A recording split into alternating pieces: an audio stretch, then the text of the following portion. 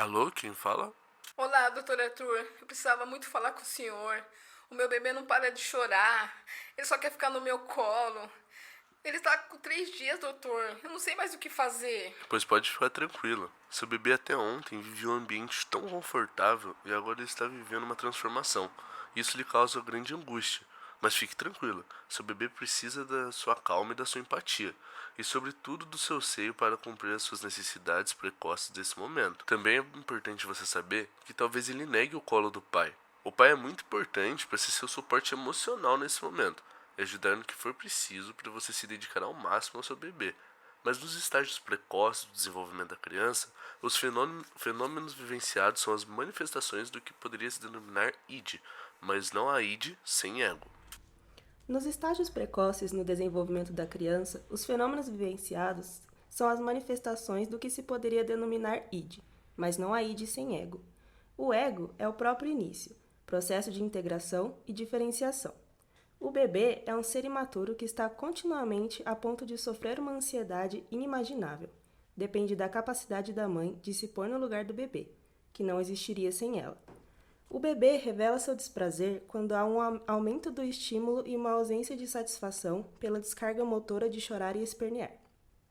Mais tarde, como criança mais velha, aprende a empregar essas manifestações de descarga intencionalmente como método de expressão dos seus sentimentos, desde que o cuidado posterior das crianças está modelado no cuidado dos lactentes. Na psicanálise, não existe trauma que fique fora da onipotência do indivíduo. Winnicott diz que, na verdade, a infância é o período que deve juntar fatores externos para dentro da onipotência da criança que está no processo de formação. Na infância, acontecem coisas boas e más que estão bem fora do âmbito da criança. O paradoxo é que o bom e mal no ambiente da criança não são projeções, mas é preciso, para a criança, que tudo pareça sê-lo. Daí a onipotência e o princípio do prazer em operação. O reconhecimento de um não-eu verdadeiro é uma questão de intelecto, se sobreviverá em termos de sofisticação e amadurecimento. Na psicanálise, o trato deve ser uma espécie de relacionamento de amor, como de um filho, o paciente, para uma mãe, o analista. Aumentar a confiança para quebrar parte das defesas e inconsciente torna-se mais acessível. Pode demorar um pouco, porém é nesse momento que a falha de uma mãe que não foi suficientemente boa pode ser revelado. Para Winnicott, um diagnóstico de esquizofrenia, borderline e outras psicoses tem a ver com inconsistência ambiental. O id se torna avaliado a serviço do ego, e o ego controla o id, de modo que as satisfações do id fortaleçam o ego. Na psicose infantil, ou esquizofrenia, o id permanece total ou parcialmente externo ao ego. As satisfações do id permanecem físicas e têm o efeito de começar a estrutura do ego. Winnicott faz algumas críticas contra Freud, pois acreditava que a experiência que ele possuía com atendimento de crianças era mínima, além de se tratar de crianças mais maduras, como nos casos do pequeno Hans e do rolo de algodão. Se tratando de crianças infante, sem fala, onde o cuidado materno é base da saúde psíquica dos bebês, é essencial prover as necessidades das mães nos momentos mais cansativos. É essencial que os pais estejam presentes para ser o suporte emocional, quando necessário, e atuar na resolução de tarefas e problemas cotidianos. O pai pode ajudar a mãe trocando fraldas, acolhendo durante a noite quando há o choro, são exemplo de coisas que trazem conforto para a mãe, dando condições melhores de enfrentar as dificuldades da amamentação.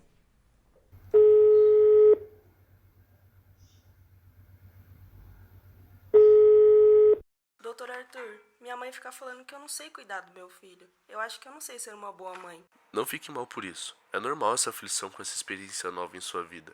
As mães têm em si cuidados suficientemente bons para oferecer para os seus bebês. Estão prontos para atender às necessidades e conter angústias do seu bebê, fazendo da melhor forma, cuidando de um modo que reconheça a natureza essencial da sua tarefa. E isso não necessariamente significa que você deva ser perfeita. As falhas vão acontecer, porém conforme os ajustes vão acontecendo, as construções dos cuidados, as comunicações do amor vão se consolidando. A psicanálise traz o conceito de holding para o suporte, seja ele físico ou psíquico, que é oferecido ao bebê, sendo muito importante e necessário para a constituição do bebê como unidade. Holding protege da agressão fisiológica e leva em conta a sensibilidade cutânea do bebê, como tato, temperatura, sensibilidade auditiva, sensibilidade visual, sensibilidade à queda e da falta de conhecimento do bebê da existência de qualquer coisa que não seja ele mesmo. Inclui a rotina completa do cuidado dia e noite, mudanças instantâneas do dia a dia que fazem parte do crescimento e do desenvolvimento do bebê, tanto físico como psicológico. Já as mães que não têm essa tendência de prover cuidado suficientemente bom, não podem se tornar suficientemente boa pela simples instrução. Um bebê fica em fusão com sua mãe até mais ou menos 2 anos. Quanto mais próximo a mãe chegar de uma compreensão exata das necessidades do bebê, melhor. Contudo, surge o fim da fusão e esse fim não é necessariamente gradativo. Logo que a mãe e o bebê estão separados, é notável que a mãe tende a mudar sua atitude. É como se ela agora se desse conta de que o bebê não espera mais existir uma condição em que há quase uma compreensão de suas necessidades. Ela sabe com precisão que o bebê necessita. Segundo Freud, o bebê provavelmente alucina a satisfação de suas necessidades internas. Ele revela seu desprazer quando há um aumento de estímulo na ausência de satisfação, pela descarga motora de berrar e se agitar com seus braços e perna. Experimenta então a satisfação que tinha sido alucinada. Quando as coisas vão bem, o bebê não tem meios de saber o que está sendo provido adequadamente e o que está sendo prevenido. Quando as coisas não vão bem, o bebê se torna perceptivo, não de uma falha do cuidado materno, mas dos resultados. Quaisquer que sejam, o bebê se torna consciente de reagir a alguma irritação. Dentro disso, no cuidado materno, há uma continuidade do ser à base da força do ego. Enquanto na falha do cuidado materno tende a ser interrompida por reações dessas falhas resultando o enfraquecimento do ego. Essas interrupções constituem aniquilamento e estão associadas ao sofrimento e intensidade psicótica. E em casos extremos, o bebê existe somente na base da continuidade de reações e irritações e da recuperação de tais reações. Isso contrata na concepção de força do ego. Qualquer ameaça a este isolamento, o self verdadeiro é uma questão de saúde. Falta do mesmo constituirá ansiedade maior nessa fase, considerando que a mãe é a ponte para que tudo corra bem nessa fase. O ambiente irritadiço vem a causar falhas e as defesas da infância.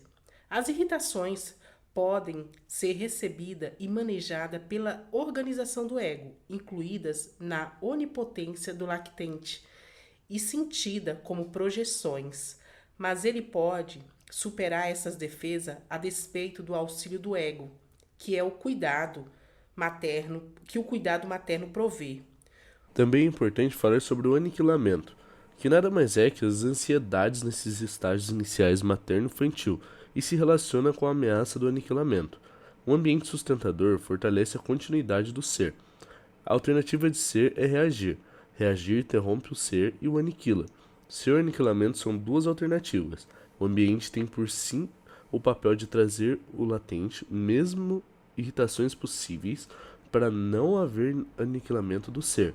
Sob condições favoráveis, o latente dará continuidade da existência e assim desenvolver a sofisticação, pois as irritações trazem onipotência. A morte não tem sentido até a chegada do ódio e do conceito da pessoa completa. A pessoa odiada e amada e mantida viva, ou ser castrada ou mutilada de outra forma ao invés de ser morta, isso caracteriza dependência do ambiente.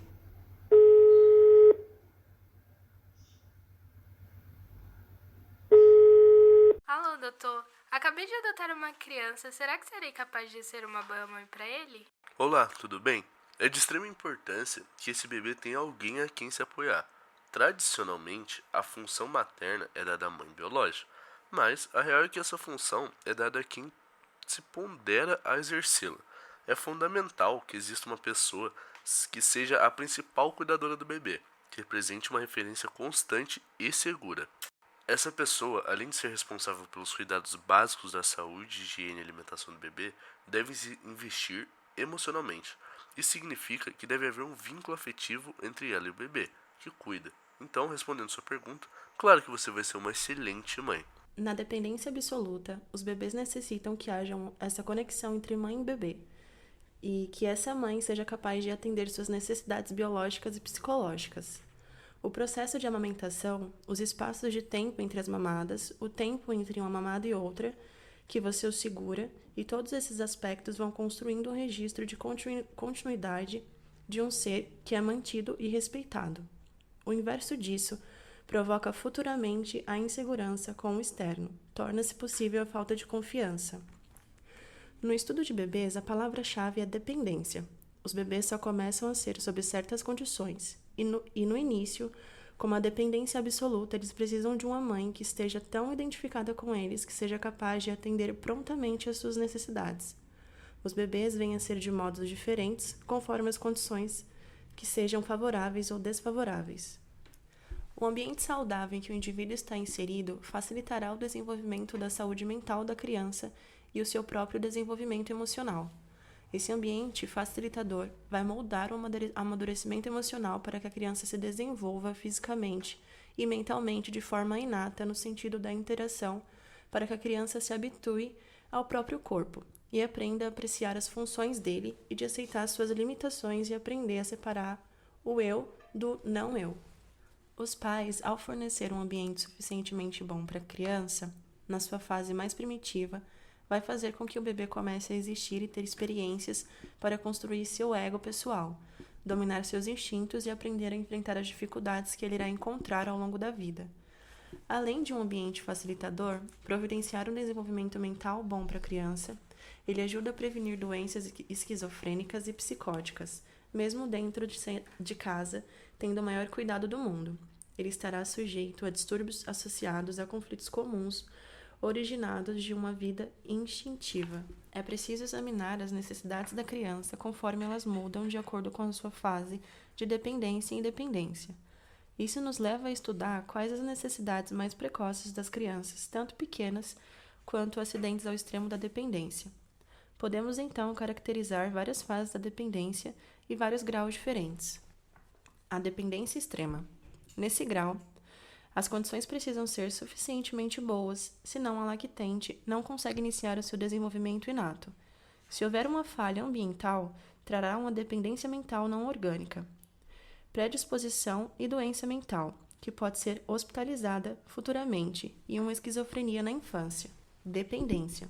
Nesse grau, já uma pessoa ser traumatizada, caso falhe as condições. Se houver uma falha ambiental, pode-se causar predisposição a distúrbios afetivos e uma tendência antissocial. Dependência e independência. Nesse grau, a criança ainda está experimentando a independência, mas pode ser possível que ela precise experimentar novamente a dependência. Independência e dependência. É a mesma coisa da situação anterior, mas a independência predomina. Se houver uma falha ambiental, teremos arrogância e surtos de violência. A independência significa um ambiente internalizado à criança, possui a capacidade de cuidar de si mesma. Caso haja uma falha ambiental, ela não será tão prejudicial à criança. Sentido social. Nesse grau, a criança pode se identificar como adulto e como parte de um grupo social. A saúde é, em si, maturidade. Então, uma imaturidade do indivíduo, seja ela de qualquer tipo, é uma saúde mental deficiente, e isso é uma ameaça para o indivíduo e, consequentemente, uma perda para a sociedade.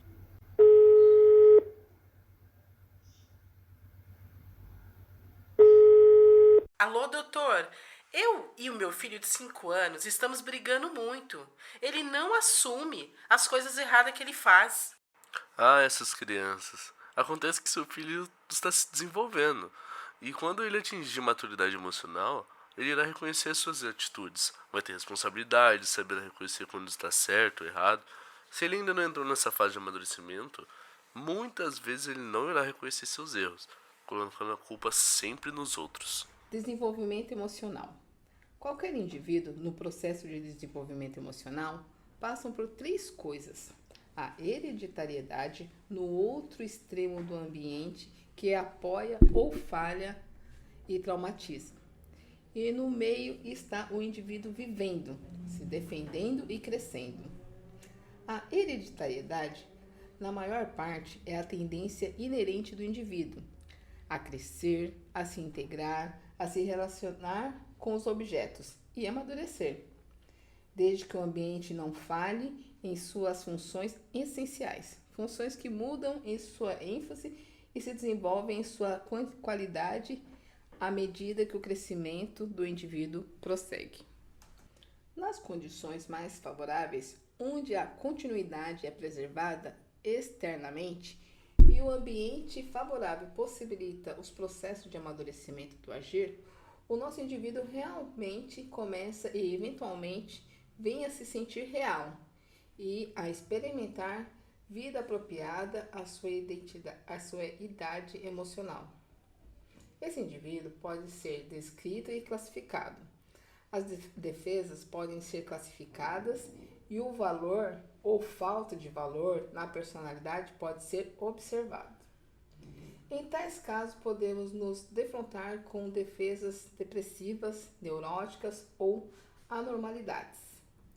Continuamos a observar a capacidade do indivíduo de participar na criação e manutenção do ambiente local, isso tudo na maturidade. Tudo isso presume um início suficientemente bom, com um self atuante, protegido pelo falso self, que não é nada mais do que um hábito social. Tendências antissocial. Os sintomas que caracterizam a tendência antissocial se referem à presença de brigas ou intimidações em excesso, episódios de roubo, mentiras, crueldade com pessoas ou animais, desobediência grave e contínua, fugas frequentes, ataques de birra, entre outros. Para Winnicott, a tendência antissocial fundamenta-se em uma privação ocorrida no passado da criança, em que um momento em que ela já consegue perceber que a falha é ambiental, ou seja, quando apresenta uma diferenciação mínima entre o eu e a realidade. De acordo com o autor, a criança com tendência antissocial perdeu algo de bom que ocorreu em sua vida, e a duração dessa retirada extrapolou o tempo em que ela teria sido capaz de reter a lembrança do objeto e da experiência vivenciada, caracterizando-se de privação. Os comportamentos delinquentes seriam uma tentativa de reencontrar o objeto e a experiência que foram perdidas e de reconquistar a autoconfiança. Segundo Winnicott, os primeiros sinais da tendência antissocial seriam a avidez e a inibição de apetite. A avidez representa uma procura pelo bebê da mãe que foi responsável pela privação e a inibição do apetite. Demonstra que a criança não consegue receber aquilo que foi oferecido pela mãe, o alimento. Criatividade. A criatividade é para Winnicott uma forma de se relacionar com o mundo. O modo como ele se apresenta é reflexo dessa capacidade, sem a qual tudo é destituído de sentido. O mundo subjetivo dá significado ao mundo objetivo pela criatividade, e é o império de qualquer um dos dois implica em patologia. As origens da criatividade remontam aos primeiros momentos da vida do bebê, quando lhe tem a ilusão de que o mundo externo é criação sua, isto é, desenvolvido na relação com a mãe, que na saúde permite essa ilusão. Esse trabalho busca com uma compensação do conceito de criatividade de Winnicott, tendo em vista sua contribuição à teoria psicanalítica. Elsa Dias, assim como outros autores, reconhece o caráter inédito desse conceito e a sua relevância teórica. No texto winnicottiano, nos deparamos com uma mudança de paradigma importante com relação à psicanálise clássica.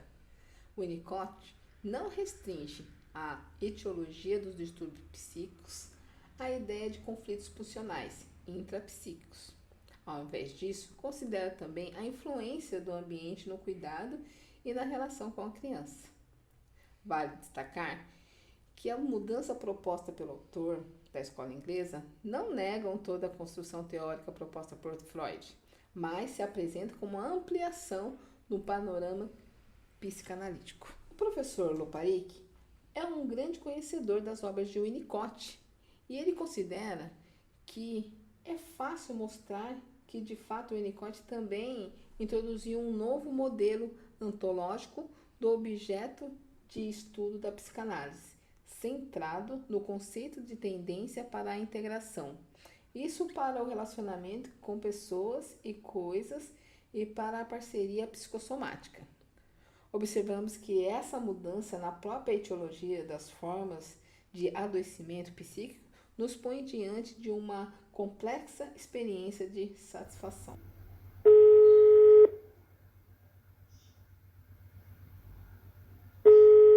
Doutor, como eu posso lidar com o transtorno alimentar do meu filho?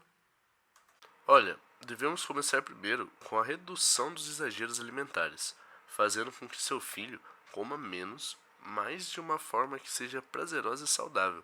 Outra coisa boa para ajudar é a psicoterapia. É nela que iremos entender os motivos psicológicos que transformou a alimentação em um vilão. A boa alimentação, segundo Winnicott, associa aos aspectos emocionais que devem ser considerados na compreensão do ato alimentar e nas dificuldades referentes a esse processo. Durante a fase oral, a boca e a língua do bebê funcionam como uma porta de entrada, fazendo com que o indivíduo reconheça o que ele gosta ou não gosta. A mãe é muito importante nesta fase oral do bebê, porém, se houver uma falha nesse processo, pode desencadear de um transtorno alimentar. O transtorno alimentar traz consequências negativas na relação mãe-bebê, nos aspectos da alimentação. Neste tocante, os transtornos alimentares pressupõem que houve falha nos cuidados parentais, especialmente no que concerne no ato alimentar, que podem predispor o indivíduo à vulnerabilidade emocional própria dos transtornos alimentares. Deste modo, as relações vinculares primárias por meio de cuidados essenciais são considerados fatores etiológicos que podem concorrer para a fragilidade da constituição psíquica, a dificuldade de delimitação das fronteiras do próprio corpo e da conquista de uma unidade existencial. Concebe-se a premência da realização de estudos sobre as relações familiares e as distorções no processo de desenvolvimento emocional em pacientes acometidos por transtornos alimentares, tendo em vista a oferta de assistência multiprofissional e intervenções psicológicas tanto aos pacientes quanto aos familiares. A psicanálise pressupõe que as experiências vividas na infância relacionadas às falhas nas relações de cuidado que perpassa a função alimentar, assume uma posição privilegiada na vida psíquica do sujeito, sendo essas organizadoras e constitutivas do ser, de modo que podem repercutir para a constituição das modalidades de sofrimento psíquico próprias dos transtornos alimentares, que evidencia a fragilidade da coesão psicossomática. O déficit sobre a integração das experiências afetivo-sensoriais e as distorções sobre a imagem corporal. Podemos concluir que é de fato para uma boa alimentação. A mãe é um dos elementos fundamentais para o bebê. O ambiente facilitador é configurado pela presença da figura materna, que, por sua vez, deve se encontrar amparado pela figura paterna, pela família e pela sociedade de modo geral. Podemos concluir que, de fato, para uma boa alimentação, a mãe é um dos elementos fundamentais para o bebê. O ambiente facilitador é configurado pela presença da figura materna, que, por sua vez, deve se encontrar amparada pela figura paterna, pela família e pela sociedade de modo geral.